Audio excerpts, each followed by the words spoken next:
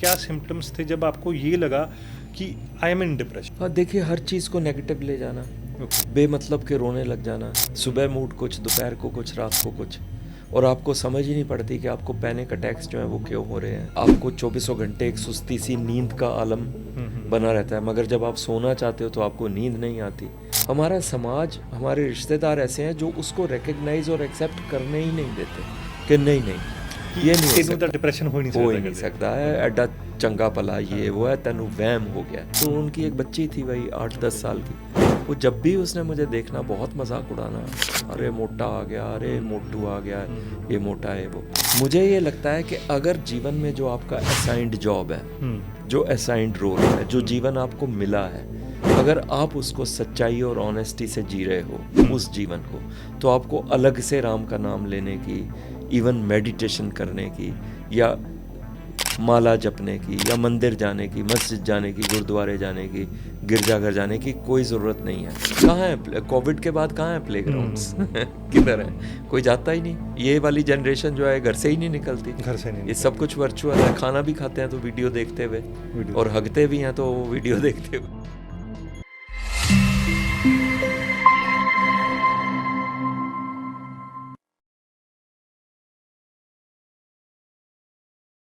आप देख रहे हो द अनफिल्टर्ड। आज हमारे साथ हैं एक ऐसी पर्सनैलिटी जो अपने आप में एक इंस्पिरेशन है। लाइफ के चैलेंजेस से बहुत कुछ सीखा उन्होंने, और आज उनके उनके द्वारा जो भी हमें बताया जाएगा, जो हम आज ये डिस्कस करेंगे आज के पॉडकास्ट में, वो आपके लिए भी इंस्पायरिंग रहेगा। तो आपको मिलवाते हैं आज दिनेश मोहन जी से। Welcome sir. थैंक यू जी। कैसे हो आप? मैं बिल्कुल ठीक हूँ, आप कैसे हो? बहुत बढ़िया सर जी। कैसे लगा सर आपको? आप यूजुअली बिलोंग करते हो गुड़गांव से, है ना? जी। तो आपका इधर भी आना होता है। बिल्कुल होता आपकी है सिस्टर रहते हैं जी, इधर मेरी छोटी बहन पंचकूला रहती में। है यहाँ पे। हाँ छोटी जी, बहन रहती है, पंचकूला में। तो आपके लिए तो ये एरिया फैमिलियर ही है। बिल्कुल फेमिलियर है, हाँ जी, बिल्कुल बिल्कुल। राइट मैं सर। पहले एज अ स्टूडेंट भी रहा हूँ यहाँ पे। अच्छा, आपने अपनी एजुकेशन इधर से करी है? जी, पंजाब यूनिवर्सिटी से। पंजाब यूनिवर्सिटी उसके से। बाद थोड़ा सरकारी नौकरी में भी यहीं पे रहा, ओके। और फिर उसके बाद गुड़गांव। नौकरी में भी रहे आप। जी। तो नौकरी से शुरुआत करते हैं सर। आप कितना टाइम सर, आपके जो लाइफ के सरकमस्टांसिस हैं वो बहुत मेरे लिए खुद के लिए एक बहुत इंस्पायरिंग है ना। आपने जो लाइफ के चैलेंजेस से आप ओवरकम हुए हो, है ना? और आई थिंक वो it's not an easy task जब लाइफ आपको चैलेंजेस देती है, और चैलेंजेस भी ऐसे कि आप बिल्कुल उनकी डेप्थ तक चले जाते हो, फिर जी। उससे ओवरकम होना, और आज एक ऐसी स्टेज पे होना कि लोग आपको देख के ही पहचान जाते हैं। तो it's a revolutionary change in yourself. जी। तो हम इसकी शुरुआत करेंगे कि आपने कैसे ये चीज़ें स्टार्ट करी मॉडलिंग वाली लाइन पे। पहले हम उस पर जी। आएंगे। आपने कि इसकी शुरुआत कैसे हुई आपकी लाइफ में? बड़ी एक ऐसी मतलब स्टोरी रही है मेरी। अब ये है कि सब लोगों ने बोल दिया, जैसे आप कह रहे हैं कि आप इंस्पायरिंग पर्सनैलिटी हो, इंस्पिरेशन रहे हो, सब लोग पहचानते हैं, तो फिर आपको खुद को भी अपने लाइफ के इंसिडेंट्स के बारे में सोचना पड़ता है कि ऐसा मैंने क्या किया, मेरे साथ क्या हुआ। बिकॉज ह्यूमन टेंडेंसी क्या है कि जब मैं बुरे समय से निकल रहा था और जब मैं बुरे समय से बाहर आया, सबसे पहली सलाह जो है ना वो मुझे मेरे वेल विशर्स ने और मेरे काउंसलर, जहाँ मैं काउंसलिंग के लिए जाता था, उन्होंने कहा कि अपने पास्ट को भूल जाओ, अपने पास्ट को ओवरकम कर दो, इसके बारे में सोचो मत, अखबार मत पढ़ो क्योंकि उसमें मोस्टली इंसिडेंट्स जो हैं वो डिप्रेसिंग होते हैं। अगर आपने कोई चीज़ देखनी भी है तो प्लेजेंट, हंसी वाली, वो सब चीज़ें देखिए। मगर अब क्योंकि ये सब हो गया, मैं वेल नोन हो गया, लोग मेरी स्टोरी जानना चाहते हैं, तो मुझे वो सारे इंसिडेंट्स जो है ना फिर से याद करने पड़ते हैं। तो बड़ा मुश्किल है उनसे उबर पाना, मगर अगर लोगों को इंस्पिरेशन मिलती है तो फिर मुझे बात करने में कोई हर्ज या एतराज़ है नहीं। बिल्कुल सर। तो आपके लिए सर ये जो जर्नी है टूवर्ड्स, आपने लाइफ का एक ऐसा फेज़ भी देखा है जहाँ पे आप बिल्कुल आइसोलेट हो गए थे चीज़ों को लेके, जी। फिर उसके बाद एक ऐसा फेज़ आप उससे ओवरकम हुए। तो वो जर्नी मैं इन शॉर्ट कहूँ तो आपकी जर्नी वो कैसे रही? देखिए, आपके हालात जो है ना वो कई बार आपकी समझ से और आपकी अंडरस्टैंडिंग से कि क्यों हो रहा है वो बाहर निकल जाते हैं। तो आइसोलेशन जो है ना वो दो तरह की होती है, फिज़िकल और मेंटल। मेरा ख्याल है मेंटल आइसोलेशन जो है वो पहले स्टार्ट हो जाती है, आप चीज़ों से कटना शुरू हो जाते हो, नेगेटिव सर्कमस्टांसेस से दूर जाना चाहते हो, ऐसे लोगों से आप इंटरेक्ट नहीं करना चाहते जो उन सर्कमस्टांसेस को जिन्होंने आपकी लाइफ में क्रिएट किया है। जो तो वो- रीज़न रहे उन जो रीज़न रहे हैं उसके, तो वो मेंटल आइसोलेशन तो मेरा बहुत पहले स्टार्ट हो गया था, जब मैं अभी जॉब कर भी रहा था और थोड़ा बहुत एक्टिव था, तो तब से स्टार्ट हो गया था। मगर वो धीरे धीरे हालात जो हैं वो इस तरह के होते गए कि वो मेरे जीवन को वो घेरता गया। मेंटल आइसोलेशन, मुझे कुछ भी समझ नहीं आया कि मैं क्या करूं, कैसे रिएक्ट करूं, क्या दलील दूं लोगों को, क्या उनके आगे हाथ जोड़ूं कि ये जो सब बातें हो रही हैं ये बिल्कुल गलत हैं। तो एक सेंस ऑफ सफोकेशन जो है, जब आपका दम घुटने लग जाता है, उसका मुझे यही फिर एक असर हुआ कि मैंने अपने आप को बिल्कुल कट ऑफ कर लिया सब लोगों से, सब हालात से। जो भी लाइक समहाउ टॉक्सिक पीपल थे आपकी लाइफ में, समहाउ टॉक्सिक ही बोल सकते अब हैं देखिए, उनको। अपनी तरफ से वो अपने आप को वेल विशर कहते थे मेरा, मगर अब क्योंकि मैं उनकी विशेस को वेल के उसमें लेना नहीं चाहता था, बिकॉज वो मेरी पर्सनैलिटी पे सूटेबल नहीं थे, मेरे कोर पे सूटेबल नहीं थे। आप अपने कोर को अगर बदलेंगे तो खुद से ही बेईमानी करेंगे, तो इसलिए वो टॉक्सिटी बन गया वो। मैं टॉक्सिक पीपल जो है वो नहीं इसको डिफ़ाइन करूँगा। Okay. और बस वो ऐसा हुआ कि मैं बिल्कुल सारी चीज़ों से कट गया। फिर कुछ पर्सनल बातें ऐसी हो गई जिसे लोग ट्रेजेडीज़ कहते हैं, जो मैं डिटेल्स में नहीं जाना चाहूँगा, Okay. कि मेरे सामने और कोई रास्ता रह ही नहीं गया। मैं लोगों को फेस करना नहीं चाहता था। मैंने अपनी जॉब को छोड़ दिया, अपने घर के अंदर ही मैं कैद होके रह गया, अपने दिमाग में और अपनी सोच में कैद होके रह गया, और रिपीटेडली अपने बारे में सुन सुन के कि मैं ऐसा हूँ, मैं वैसा हूँ, उन सब चीज़ों पे मैं यकीन करने लग गया। देखिए, एज़ ह्यूमन बीइंग सबसे बड़ी हमारी कमज़ोरी जो है ना, वो यही है कि अगर मैं रोज़ आपको कहूँगा कि आप पागल हो, तो एक दिन अच्छे से अच्छे इंटेलिजेंट आदमी को भी लगने लग जाएगा कि कहीं वो पागल तो नहीं है। तो ये सब मेरे साथ हुआ, तो मुझे एक ही ये नज़र आया सॉल्यूशन, कि मेरे को किसी से बात ही नहीं करनी, मेरे को कहीं बाहर ही नहीं निकलना बिल्कुल। और थोड़ा टाइम के बाद समझ आया कि मुझे डिप्रेशन हो चुका है, जिसे क्लिनिकल डिप्रेशन कहते हैं।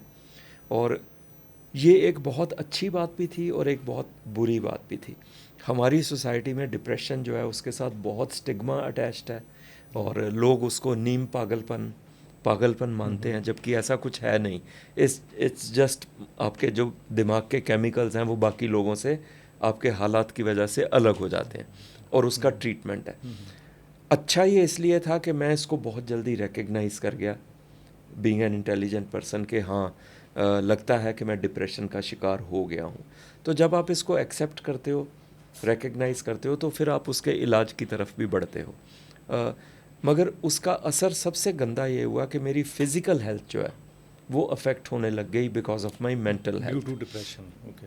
Due to depression. उससे रिलेटेड जो एलिमेंट्स हैं, हार्ट प्रॉब्लम है, डायबिटीज, स्ट्रेस से आपको पता है बहुत सी चीज़ें हो जाती हैं, मल्टीपल चीज़ें खेल लेती हैं आपको। मल्टीपल चीज़ें घेर लेती हैं। और क्योंकि पंजाबी बैकग्राउंड से हूँ, सबको पता है, तो घर में जब भी खुशी होती थी तो ठूसते थे अपने आप को खाने से, दुख होता था तो मैं अपने आप को ठूसने पंजाबी लग तो गया। वर्ड फेमस है खाने के लिए। जी, तो हर चीज़ का सॉल्यूशन जो है वो खाने के अंदर ही ढूंढने लगे, और कुछ करने को था ही नहीं। तो उससे वेट जो है वो बहुत बढ़ गया, 130 किलो, 135 किलो। तो उससे रिलेटेड जो बीमारियां हैं वो बहुत ज़्यादा लग गई। और कभी सोचा नहीं था कि ऐसी ऐसी बीमारियों के नाम भी जानने की कोशिश करूंगा जो मुझे हो चुकी हैं। वर्टाइगो, जो कभी मैंने आज तक देखा सुना नहीं था, बिल्कुल अनजान था, कि आपको चक्कर आता है, आप गिर जाते हो, आप उठ नहीं सकते, आप चल नहीं सकते। लॉस ऑफ मोटर फंक्शंस, जो उसी की आगे एक एडवांस्ड फॉर्म है, कि आपका ब्रेन जो है आपकी बॉडी को कहता है कि चलो, मगर आपकी बॉडी जो है वो कहती है गिरो। तो ये मतलब बॉडी सिग्नल नहीं ले पाती माइंड से। सिग्नल करेक्ट नहीं ले पाती, ओके। ले लेती है सिग्नल, बट Okay. वो करेक्ट नहीं ले पाती। सो वो जंबल्ड अप जो है ना, जैसे लाइट जो है कई बार Fluctuation जलने करती से है। पहले हाँ, फ्लक्चुएशन, तो उस तरह के हालात आपकी लाइफ में क्रिएट होने लग जाते हैं। और मैं इस चीज़ से बहुत डर गया, पैनिक मोड में चला गया कि अगर मैं गिर गया, मेरी हड्डी टूट गई, मैं डिपेंडेंट हो गया दूसरों पे, तो फिर क्या होगा। ऑलरेडी लाइफ में कुछ भी नहीं था। राइट। तो मैंने डर के मारे उठना ही बंद कर दिया, बेड से ही उठना बंद कर दिया, चलना बंद कर दिया। मतलब आप अपना सारा टाइम घर के एक रूम में घर के बिताते अंदर थे रूम बस? में ही था।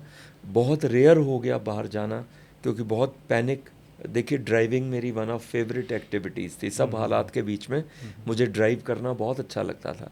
वो छूट गया क्योंकि मुझे डर लगता था कि अगर चक्कर आ गया या मेरी डायरेक्शन गलत हो गई, कोई एक्सीडेंट हो गया, तो फिर क्या होगा। तो सारी एक्टिविटीज़ से मैं धीरे धीरे कट ऑफ बिल्कुल होके बेड पे ही लग गया, उठना फिरना बंद हो गया, बीमारियां चारों तरफ से घेरती गई। इस तरह के हालात जो है मैंने 10-12 साल अपनी लाइफ में क्रिएट करके रखे। 10-12 साल का टाइम पीरियड रहा जी आपकी मैंने लाइफ में। खुद क्रिएट करके रखे। ओके। वो इसलिए कि मुझे लगता है कि हमारी लाइफ जो है ना वो हमारी रिस्पॉन्सेज, हमारी चॉइसेस का नतीजा है। तो मेरी चॉइसेस और रिस्पॉन्सेज जो है ना towards my circumstances were very wrong. I was always this defeatist जो अपने आप को हार मान लेते हैं कि अच्छा तुम कह रहे हो ठीक है, मान लिया मैंने, कहानी ख़त्म।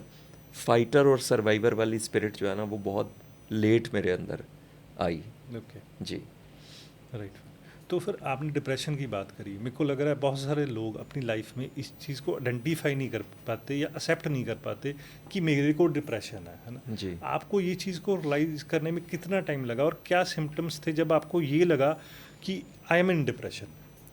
हाँ देखिए, हर चीज़ को नेगेटिव ले जाना, ओके। बेमतलब के रोने लग जाना, सुबह मूड कुछ, दोपहर को कुछ, रात को कुछ, और आपको समझ ही नहीं पड़ती कि आपको पैनिक अटैक्स जो हैं वो क्यों हो रहे हैं। आप जीवन आपको इतना डार्क क्यों नज़र आ रहा है, किसी भी चीज़ में आपका मन क्यों नहीं लग रहा।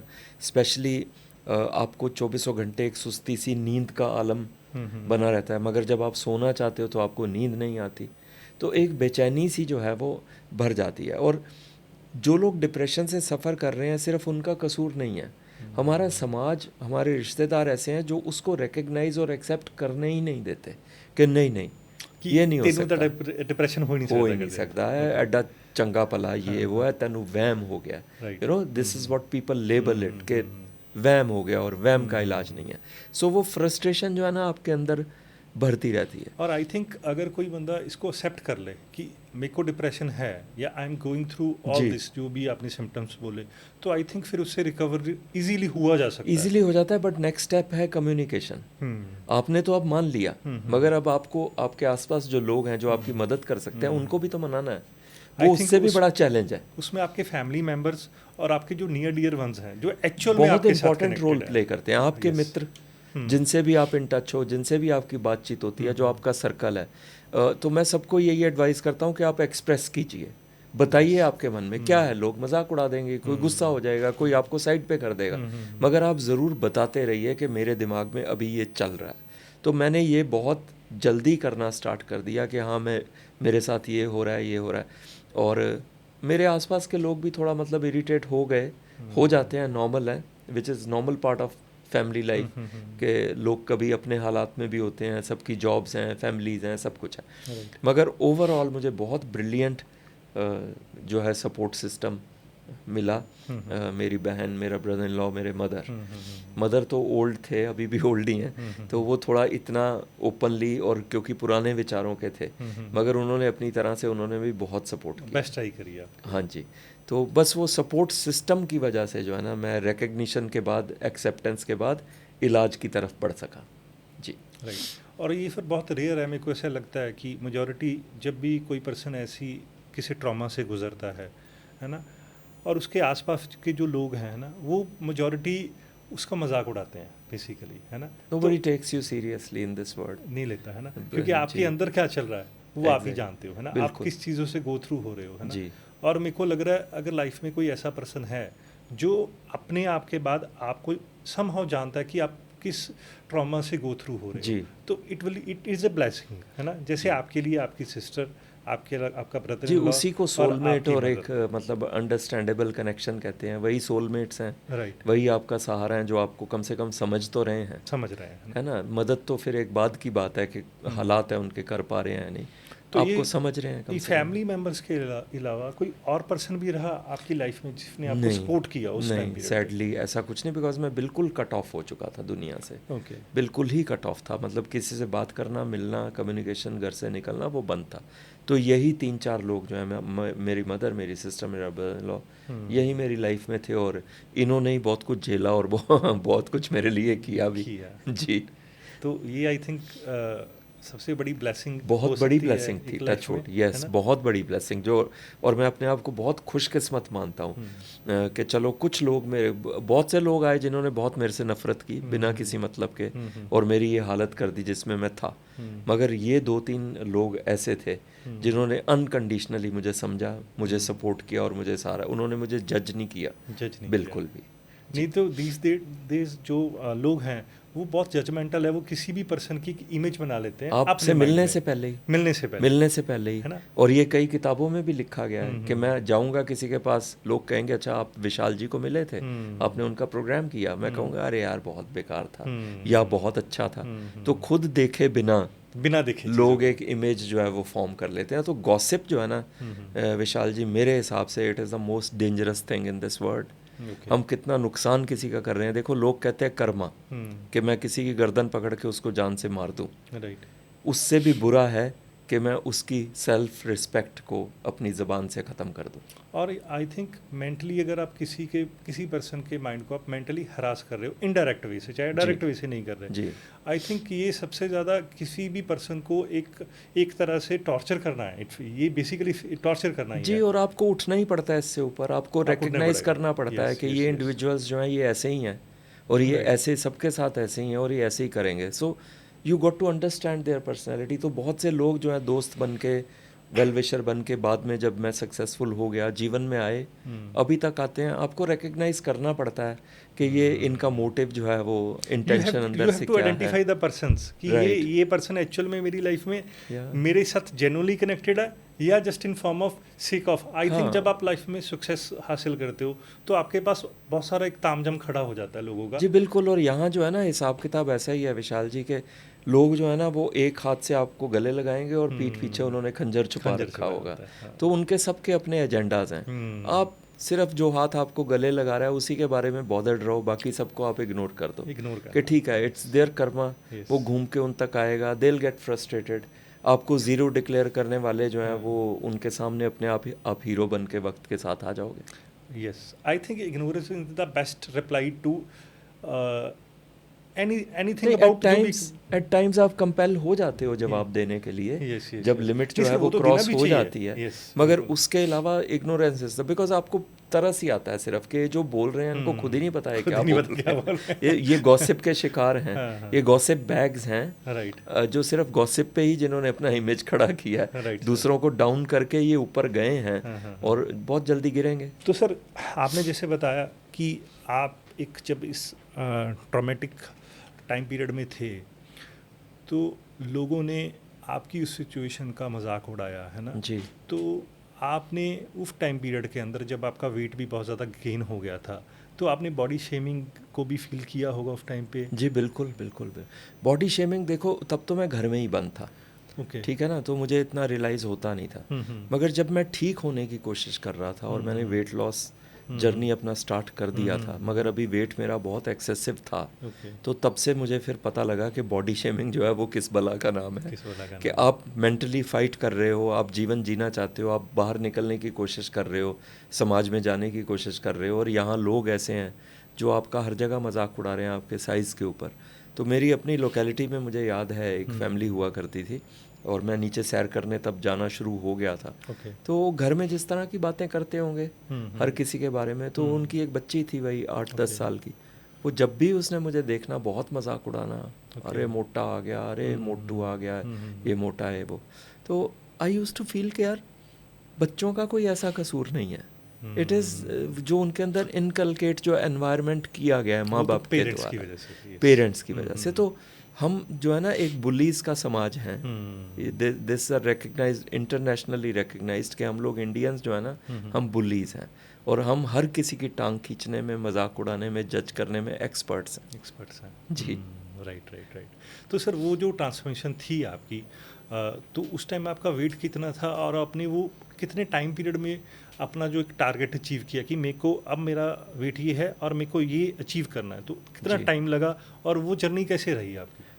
वो वाली जर्नी मेरे लिए बहुत ईजी रही। ओके। बहुत इजी, क्योंकि आप समझिए विशाल जी, मेरे अंदर एक ऐसी आग लगी हुई थी कि मैंने अपने जीवन को वापस ट्रैक पे लाना है। लाना है। जब मेरे अंदर ये चीज़ बैठ गई कि हाँ मुझे करना है, मुझे फाइट करना है, और जिसे क्या कहते हैं इंग्लिश में, डू और डाई, है ना, हरियाणवी में कहते हैं या बाबा रेल में या जेल में। बिल्कुल। तो मेरे अंदर वो इतना ज़्यादा भर गया था कि मुझे कुछ और नज़र ही नहीं आता था। ओके। और जो डाइट मेरे लिए लिखी गई, जो मुझे गाइड किया गया, उसको मैंने अपने हिसाब से, अपनी नीड्स के हिसाब से, मेंटल नीड्स के हिसाब से बहुत मोल्ड कर लिया और बहुत स्ट्रिक्टली उसको फॉलो किया। इतना स्ट्रिक्टली कि हैरान होने लग गए मेरे घर वाले कि इसमें इतनी विल पावर भी है। और 8 या 9 महीने के अंदर, मतलब नया जन्म लेने के लिए या जन्म लेने के लिए जो टाइम लगता है, ओके।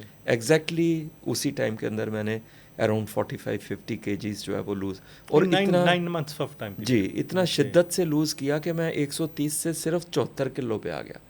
और आप ऐसे समझिए कि जो देखता था वो एक अलग बॉडी शेमिंग हो गई कि हड्डियों का ढांचा। एंड यू नो, हमारे देश में रिवाज क्या है कि आप मोटे हैं तो लोग कहेंगे वाह बड़ी अच्छी हेल्थ है, आप अगर फिट हैं या वो, तो लोग कहेंगे अरे तुझे क्या हो गया, बीमार चल रहा है। सदमा लग गया एकदम से। तो स्किन लटक गई मेरी सारी, और वो हड्डियों के ढांचे वाली वो हो गई। तो एक और अलग तरह का जद्दोजहद स्टार्ट हो गई कि कैसे एक्सप्लेन करूं कि अब मैं ठीक हो रहा हूँ, अब मैं बीमार नहीं हूँ। लोगों को ये समझा पाना बहुत टफ है। तो मुझे लगा अपने पे फोकस कर यार, किसी ने सजेस्ट किया जिम करो तो बॉडी टोन्ड हो जाएगी, और वो बहुत एंजल था वो बंदा, आज तक मेरे कनेक्शन में है वो। बहुत कम लोग मिलते हैं जो आपको सही सलाह आपके हिसाब से देते हैं।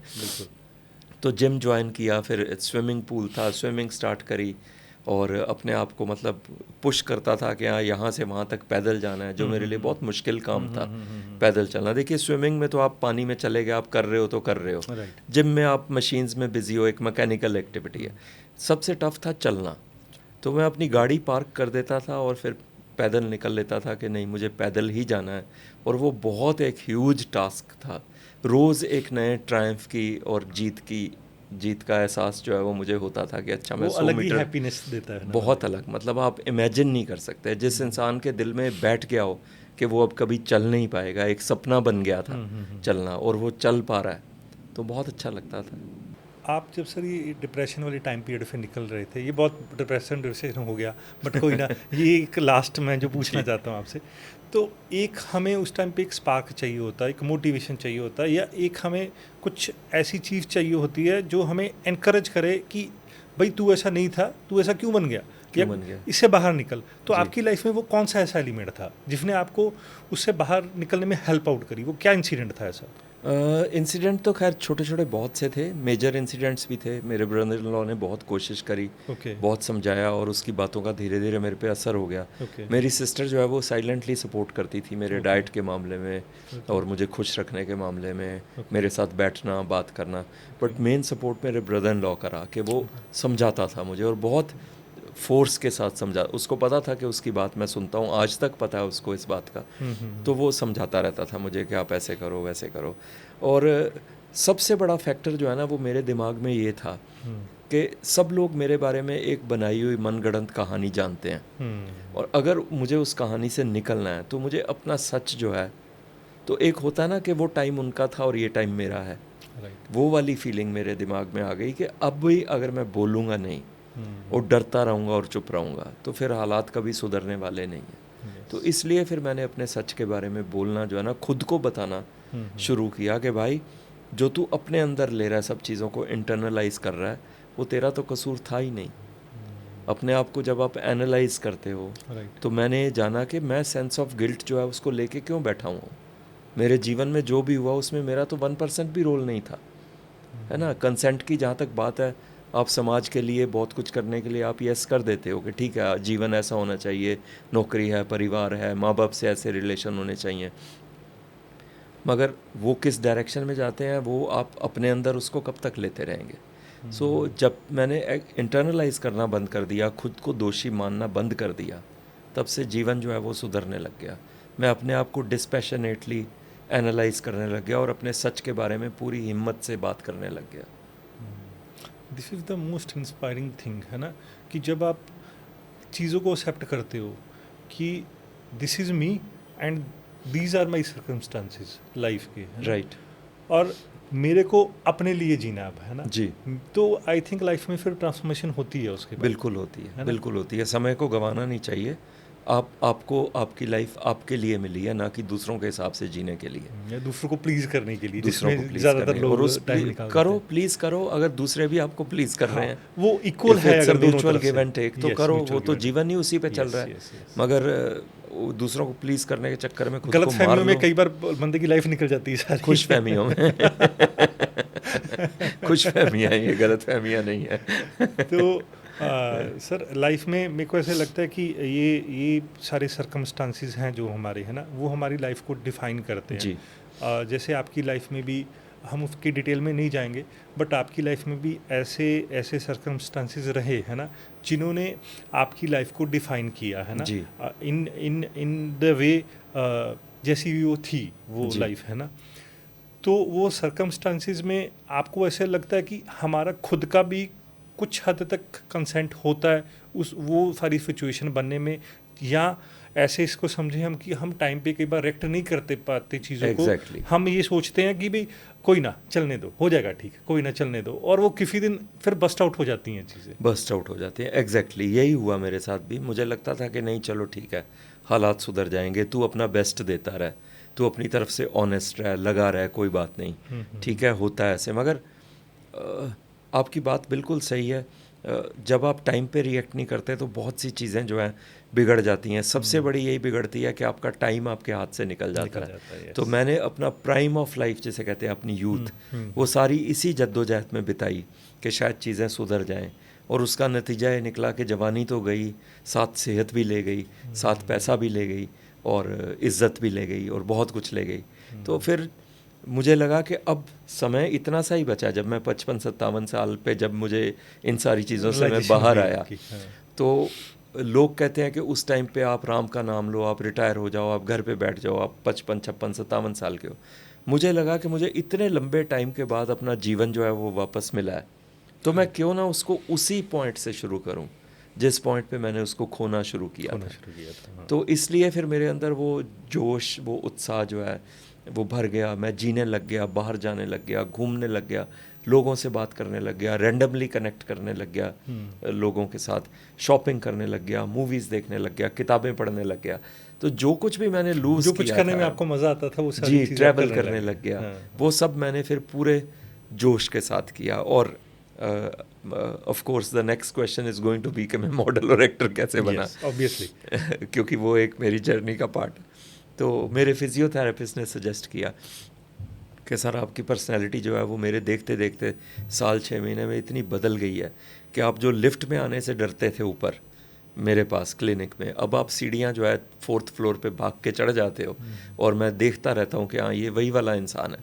तो मेरे कोई हैं जो मॉडलिंग एजेंसी के साथ कनेक्टेड हैं, और एक शूट की उसने ऐसे ही बात सुनी, उसके फादर थे एक मॉडलिंग एजेंसी में फिजियोथेरेपिस्ट के, कि मैंने घर पे डिस्कशन सुना कि हाँ एक शूट प्लान हो रहा है और उसमें इस एज ग्रुप का एक बंदा चाहिए जो स्मार्ट हो, एक्टिव हो, और थोड़ा सा विदेशी टच हो जिसके अंदर। तो मैं आपका नाम जो है उनको बता दूं या आपकी फ़ोटो खींच के उनको दे दूं। तो मुझे बहुत ही ये ऑड लगा। मुझे लगा नहीं यार, क्यों मजाक कर रहे हो, बिकॉज अंदर से तो आप जैसे बहुत सालों से रहे हो वैसा ही सोचते हो, बाहर आप फिर भी हिम्मत करके जो है ना अपने आप को पुश करते रहते हो। तो मुझे लगा नहीं, कहाँ मॉडलिंग, कहाँ मैं एक सरकारी उसमें रहा हूँ नौकरी में, ऐसे हालात रहे हैं, लोगों को पता लग जाएगा मेरी बैकग्राउंड, लोग मुझे सक्सेसफुल नहीं होने देंगे, my past will catch up with me, you know. आप हाइड करना चाहते हो एक होल में, मगर आप लाइमलाइट में मॉडलिंग और एक्टिंग में आ जाओगे तो क्या होगा। मगर ऊपर वाला चाहता था, हालात चाहते थे कि नहीं मैं कुछ लाइफ में कंस्ट्रक्टिव करूं, और ऑडिशन पे चला गया, और ये सारा जर्नी जो है वो स्टार्ट हो गया 2016 से। 2016 से। और फिर मुझे ये बहुत मतलब आभास हो गया इस चीज़ का, और मैं सबको, ऑडियंस को भी ये कहना चाहूँगा कि कई बार आपकी जो वोकेशन है और जो आपकी पैशन है, जो आप करने के लिए पैदा हुए हो, वो बहुत लेट कई बार आपके सामने आता है। मगर आपको हिम्मत नहीं खोनी है, बस उसके रास्ते में आपको चलते रहना है। चलते रहिए बस, है ना। जी। लाइफ में ऑब्स्टिकल्स भी आएंगी, जी। आपको और आप challenges देखिए भी मिलेंगे। इतना मेरा मतलब डायगनली डिफरेंट बैकग्राउंड था। सरकारी नौकरी, ओवरवेट, यस। सेहत खराब, और मैं इतने डायगनली ऑपोजिट प्रोफेशन में आ गया जो लुक्स बेस्ड है, जहाँ डिग्रियों का कोई मायना ही नहीं है बिल्कुल Yes, भी। yes. जहाँ आपकी शक्ल सूरत, पर्सनैलिटी, आप किस तरह से बात करते हैं, कपड़े क्या डालते हैं, वो सब इम्पॉर्टेंट है। तो वो सीख लिया मैंने, वो मैं भी उस रंग में ढल गया कि नहीं मुझे ये करना है, ऊपर वाले ने मौका दिया तो मुझे करना है। तो बहुत जल्दी अपने दूसरे तीसरे शूट से मेरे अंदर वो एटीट्यूड आ गया, एक मॉडल वाला और एक एक्टर वाला, और लोग उसी तरह से मुझे ट्रीट करने लग गए। जी। तो आपका सर फर्स्ट टाइम कैसा एक्सपीरियंस था, क्योंकि आप मॉडलिंग बैकग्राउंड से नहीं हो, है ना? जी। और आपने इसके लिए मेरे को लग रहा है कि कोई जैसे कोई अर्ली एज में मॉडलिंग शुरू कर देता है तो उसकी एक जर्नी होती है चीज़ों से जी। स्टार्ट करने की। जी। तो आपके लिए वो फर्स्ट डे एक्सपीरियंस कैसा था जब आपने कैमरा फेस किया या आपने कोई भी जो एज एन मॉडल एक्टिविटी करी? देखिए मेरे अंदर बहुत से अवगुण थे, अभी भी होंगे, पर मेरे में एक बहुत बड़ा गुण है कि मैं बहुत कॉन्फिडेंट हूँ, बहुत मतलब फुल ऑन कॉन्फिडेंस है मेरे में। और मुझे पता था कि तू ऐसे हालात से निकल के आया, ये कैमरा तो चीज़ ही क्या है। ओके। तो वो एक एटीट्यूड जो है ना मेरे अंदर के, it's not a question of life and death, वो लाइफ एंड डेथ वाले क्वेश्चंस तो सुलझा आया है। तो इसलिए मेरे अंदर एक इनबॉर्न कॉन्फिडेंस था।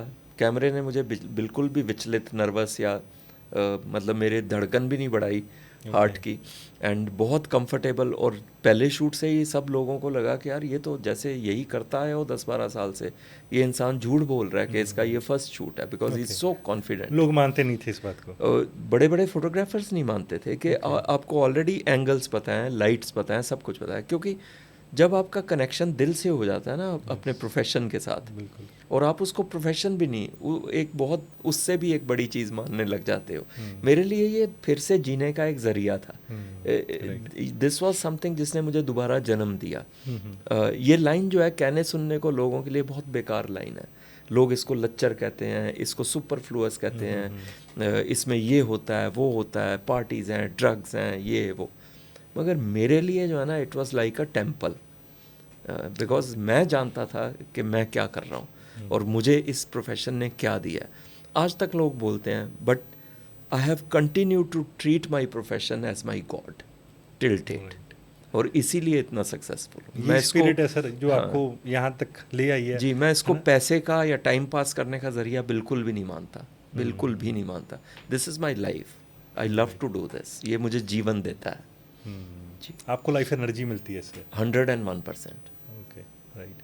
तो सर जब आप इस फील्ड में ऑब्वियसली यंगस्टर्स हैं, है ना, डोमिनेशन जिनका है वो यंगस्टर्स का है ना, और जब आपका सामना होता होगा ऐसे सेट्स के अंदर, है ना, आपके को जो एक्टर्स होंगे वो जो यंग जनरेशन के मेल फीमेल एक्टर्स हैं, तो उनके साथ अभी कभी आपको ऐसा एज शेमिंग टाइप या ऐसा कुछ कभी एक्सपीरियंसेस हुए? ऑब्वियसली होते होंगे, मेरे को ऐसा लगता है लोग हैं ऐसे। बिल्कुल होते हैं। अब अगेन जो है ना सबके अपनी ब्रिंगिंग अप और सर्कमस्टांसेस होते हैं। तो बहुत से यंगस्टर्स ऐसे हैं जो बहुत रिस्पेक्टफुल हैं, जिनके घरों का माहौल ऐसा है, और जो आपको बहुत रिस्पेक्ट और प्यार से मिलते हैं, चाहे पहली बार मिल रहे हो, तो वो वाइब्रेशन आपको महसूस हो जाती है। और बहुत से लोग आपको ऐसे मिलते हैं जो मिलेंगे बहुत अच्छे से, बात बहुत चिकनी चुपड़ी करेंगे, मगर आपको समझ आ जाता है कि इनके अंदर कुछ अनकंफर्टेबल वाइब जो है वाइब्स कैच हो जाती हैं। आई फील सुपर गुड अगर मैं वो वाला वाइब किसी के अंदर क्रिएट कर दूं यंगस्टर में। आई फील कि हाँ मैं जीत गया। आई टेल यू, और मैं बहुत कहता हूँ ये कि लोग कहते हैं कि जी बूढ़ों की तादाद इंडिया में और सारी दुनिया में बढ़ती जा रही है। Look at us, just look at us, we are going to rule the world. और जवान लोग जो हैं जल्दी से लाइन पे आ जाएं तो बढ़िया है, बढ़िया है ना, राइट।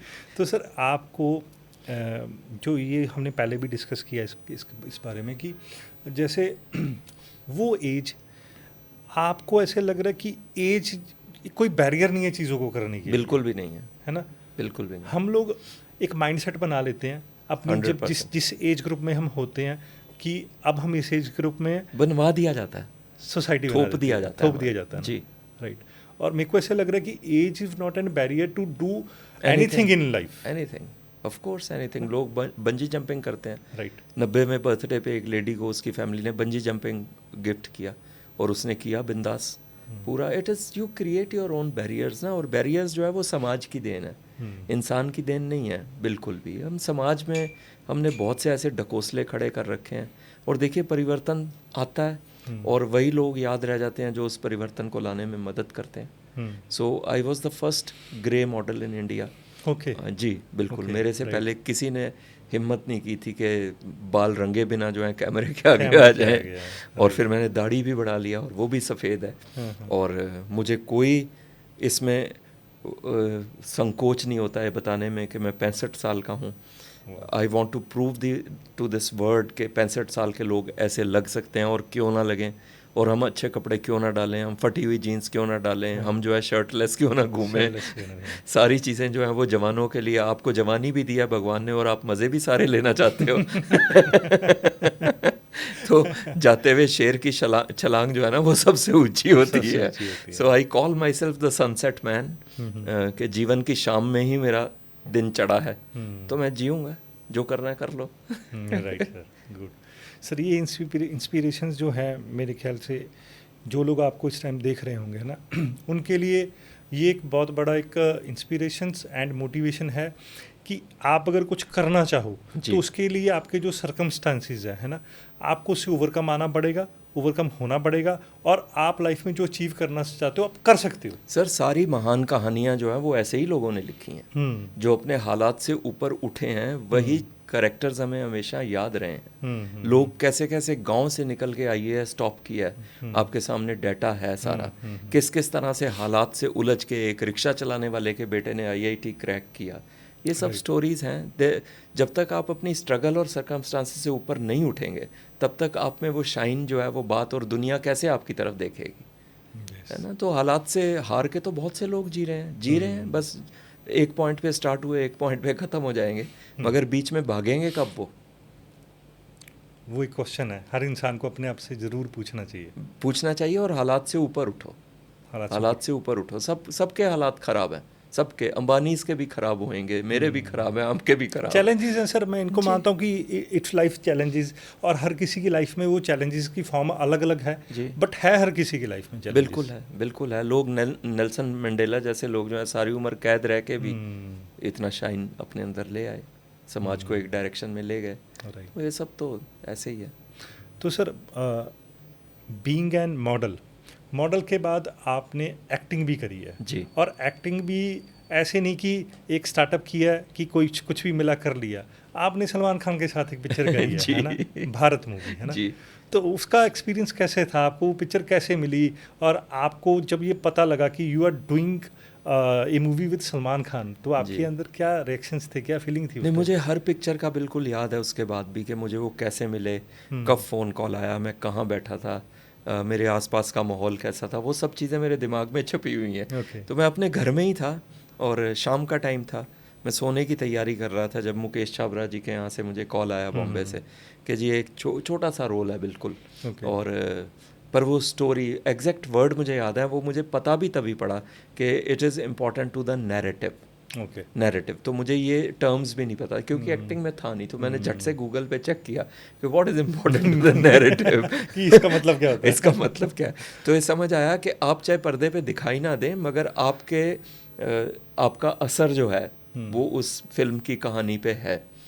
तो ऐसा रोल है, और आपको बस बेड पे लेटना है और आपको सिर्फ बीमार की एक्टिंग करनी है, और एक बंदा अंदर आएगा, आपको कहना है कि वो बेटा तू आ गया, और कह के आपने मर जाना है। तो मेरे लिए बहुत ही चैलेंजिंग था, बिकॉज मैं बिल्कुल हेल्थ फ्रीक था उस टाइम पे, और अच्छा भला दिखता था देखने में, कि बीमार बंदे का रोल करना और फिर मर जाना और मर जाना तो मैंने बहुत ओवर ड्रामेटाइज करके उसको किया, बिकॉज मुझे लगा एक्टिंग कर रहे हैं यार, तो पूरा वो मतलब जैसे छोटे होते थे ना तो हम एक्टिंग किया करते थे कि हाँ मरने का सीन जो है वो डिशुम उसके बाद तो राइट वो माइंड में वो बैठा हुआ होगा ना, बैठा हुआ था, but somehow it clicked with them and they called me for the role and it was Salman को, और मुझे लगता है कि मैं फादर हूँ, वो सन है।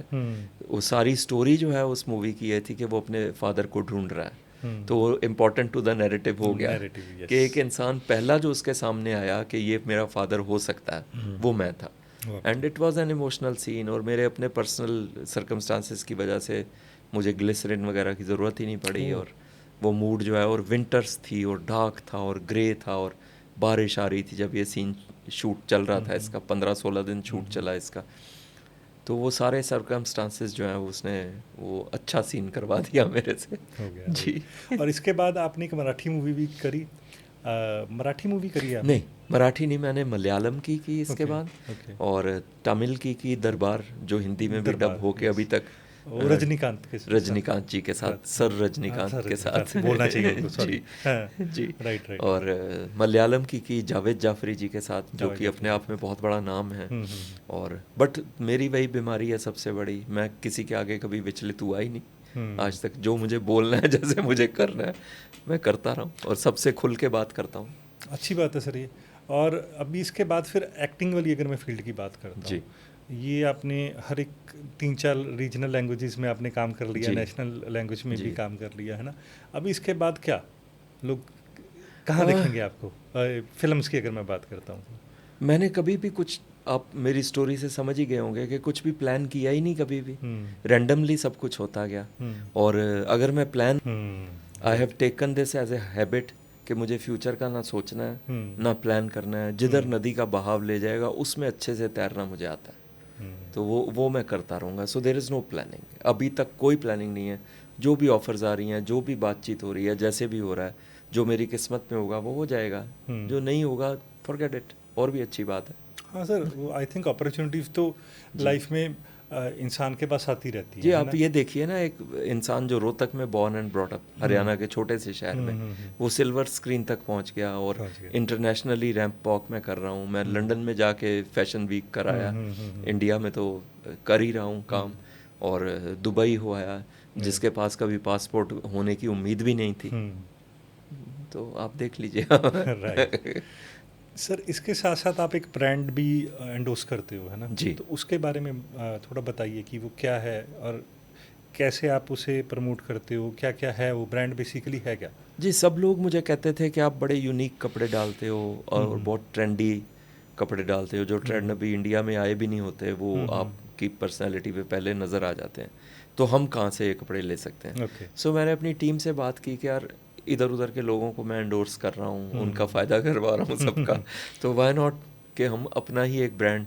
तो the house of D mask जो है, दिनेश मोहन, अनीशा, सुशांत कुमार, 3 हम पार्टनर्स हैं, और वो एब्रीविएशन भी जो है ना, वो डी मास्क ऐसा बन गया कि हमारा टैग लाइन है, we let you be you. आप किसी भी एज पे, किसी भी हालात में, किसी भी बॉडी साइज में, किसी भी हाइट में, किसी भी रंग रूप में, आप अपने आप में एक परफेक्ट मॉडल हैं, और आप अपने रंग रूप के हिसाब से कपड़े मत डालिए, आप अपने सपनों के रंग रूप के हिसाब से कपड़े डालिए। ये हमारा मोटो है। तो जिसका दिल करता है कि आज मुझे फुल ऑन फैशन करना है, वो आए हमारे पास, हम उनको उनके सारे सपने पूरे करेंगे। अच्छा जा रहा है ब्रांड, वो जल्दी उसका फैशन शो जो है वो मैं प्लान कर रहा हूँ, इंडिया में भी, और गॉड विलिंग ओवरसीज लंदन में भी बहुत जल्दी प्लानिंग चल रही है। और इसकी स्टार्ट कब हुआ था ये ब्रांड, कौन से ईयर में? इसको अभी 8-9 महीने हो गए। अच्छा, just recently started. It's a very new startup, it's a startup, literally a startup, जिसमें हम तीनों नोविस हैं, जो पार्टनर्स हैं, किसी को बिजनेस का कोई आइडिया नहीं, तो गिरते पड़ते हुए जो है वो चल रहे हैं। मेजरली लोग मुझे लाइक करते हैं, तो फिर मेरे से कनेक्टेड चीज़ों को भी लाइक करते हैं, and I totally appreciate that, totally. Right. तो सर आपकी लाइफस्टाइल के बारे में भी लोग ज़रूर जानना चाहते होंगे है ना, या जानना चाहते हैं कि आपकी ये जो ट्रांसफॉर्मेशन थी वो आपने अचीव करी with in the specific time period है ना जी। अब आपकी जो लाइफ है, आपकी रूटीन्स क्या है, आप अपने आप को फिट रखने के लिए क्या क्या करते हो, आपकी ईटिंग हैबिट्स क्या है, आपकी स्लीपिंग हैबिट्स क्या है, इसके बारे में थोड़ा बताइए। मैं बहुत स्ट्रॉन्ग बिल्ड हूँ।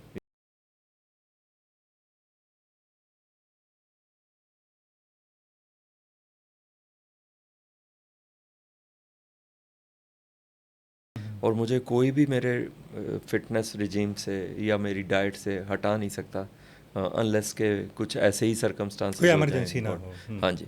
तो पूरा अपना ध्यान रखता हूँ, समय पे सोता हूँ, मतलब अब ये मत पूछिएगा कितने बजे क्योंकि मेरा समय पे सोना 12:30-1 बजे होता है रात को।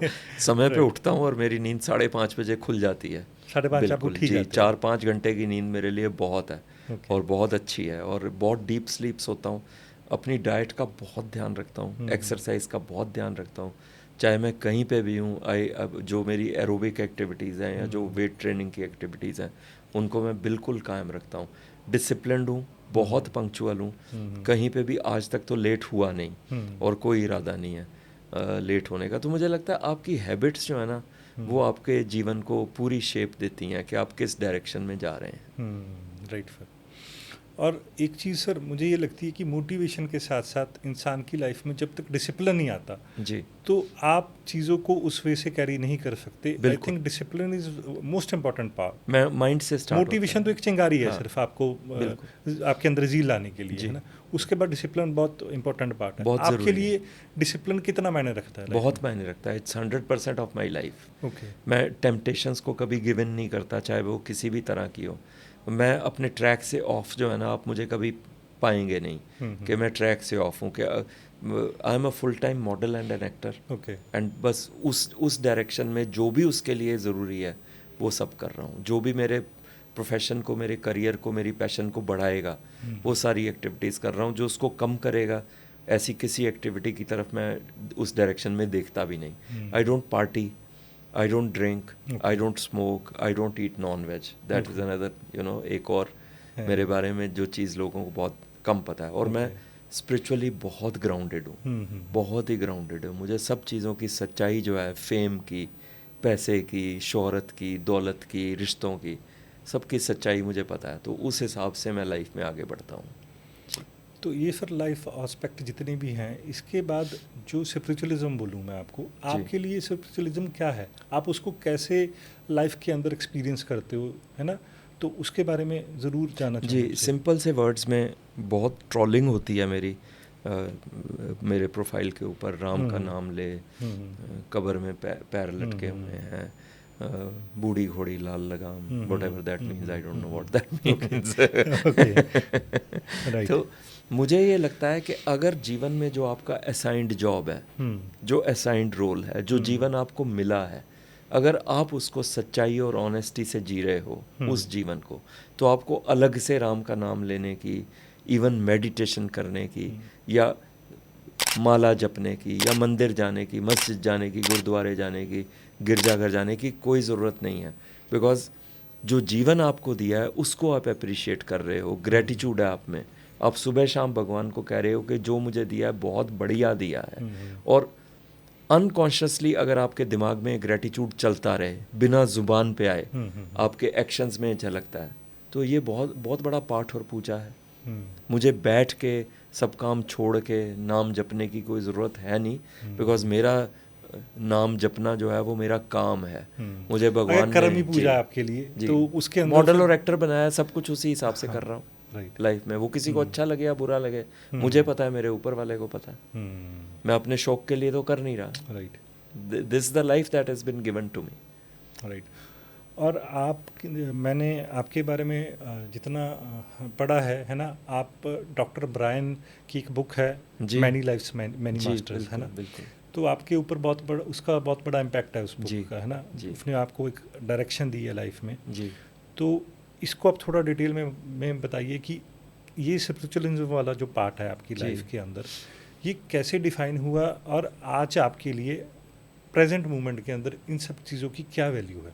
जी, क्योंकि मैं जॉब में था और हालात ऐसे थे कि कभी जीवन और मृत्यु के बारे में, हम क्यों जन्म लेते हैं, हमारा पर्पस क्या है, हम किस डायरेक्शन में जा रहे हैं, बाद में क्या होगा, ये कभी सोचने का मौका ही नहीं मिला था। मगर एक ही झटके ने लाइफ में वो सब चीज़ें मेरे सामने ला के खड़ी कर दी। तो बहुत से क्वेश्चंस दिमाग में उठे, प्रश्न उठे, जिनका कोई जवाब ही नहीं था मेरे पास। मैं किसी से डिस्कस कर नहीं सकता था कि मेरा रोना जो है वो कौन कब तक सुनेगा, है ना। तो ऐसे ही किसी फ्रेंड ने सजेस्ट किया कि आप, पहली किताब जो सजेस्ट की गई दैट वाज ऑटोबायोग्राफी ऑफ ए योगी, एक योगी की आत्मकथा।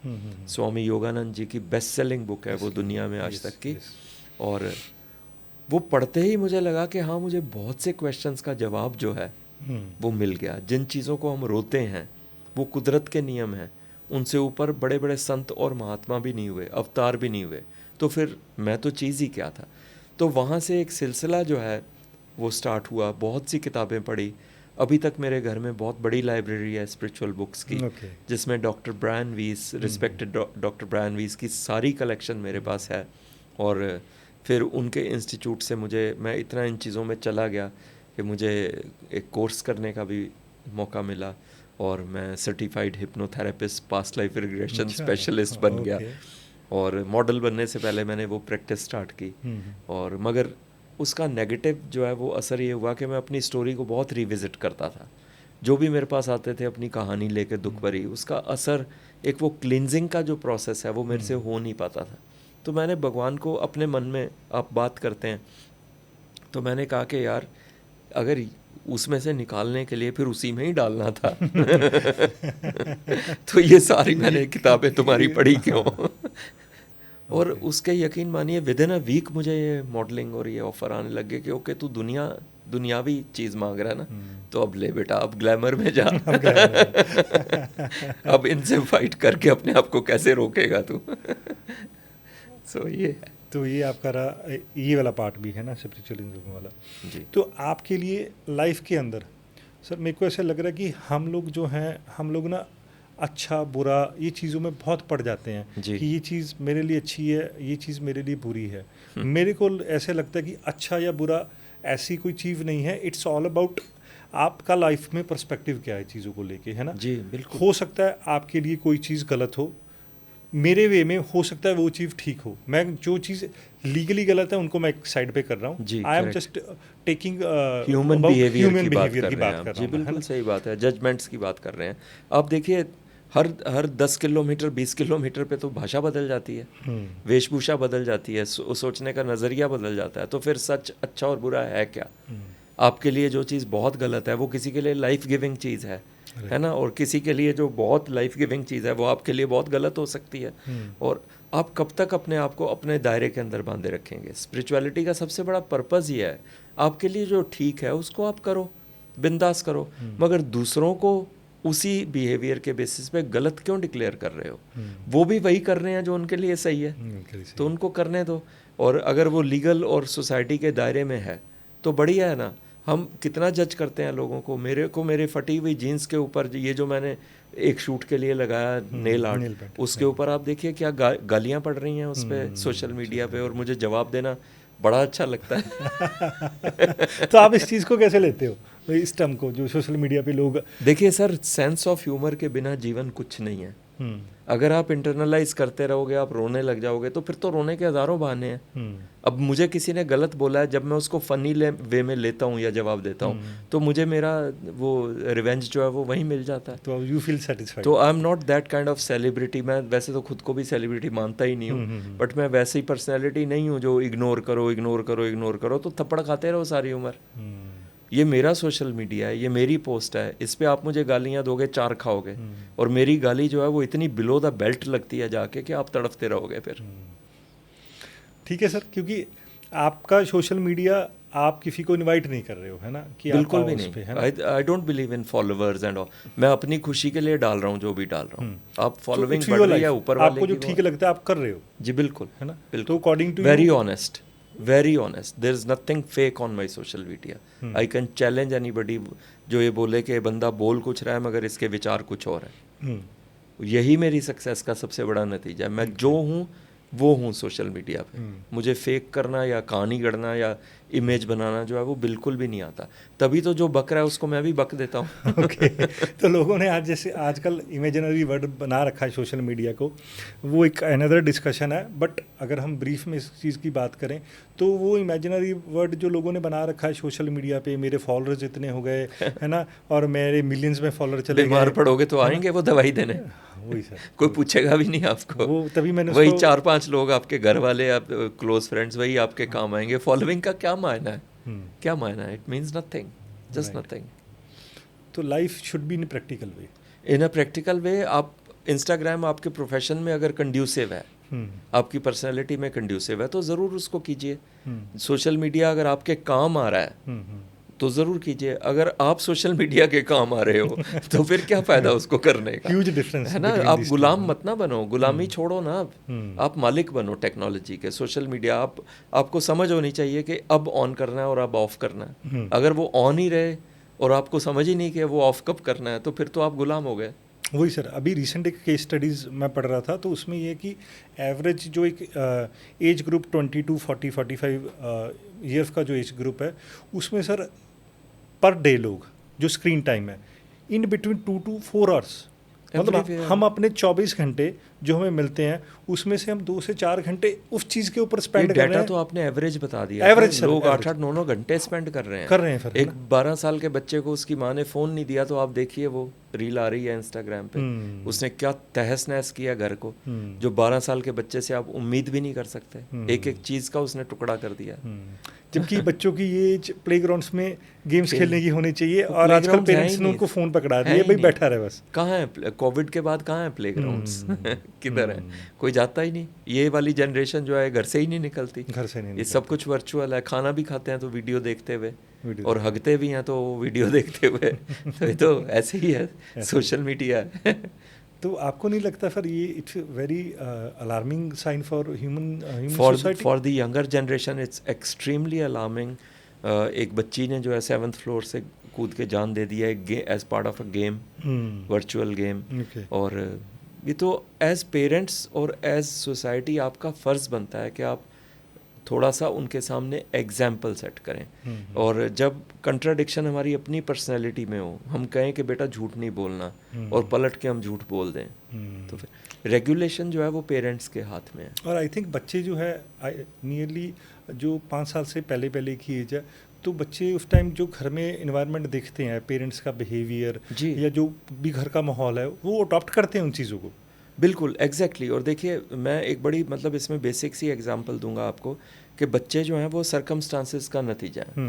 अदरवाइज इंस्टिंक्ट जो है बच्चों में, इंस्टिंक्ट, जैसे हम नॉन वेज की ही बात करें, आप 2 साल के बच्चे को जो है ना एक कमरे में छोड़ दो, एक सेब रख दो और एक रैबिट रख दो, अगर वो रैबिट को खाए और सेब के साथ खेले तो मेरा नाम बदल दीजिएगा आप, वो सेब को ही खाएगा और रैबिट के साथ खेलेगा।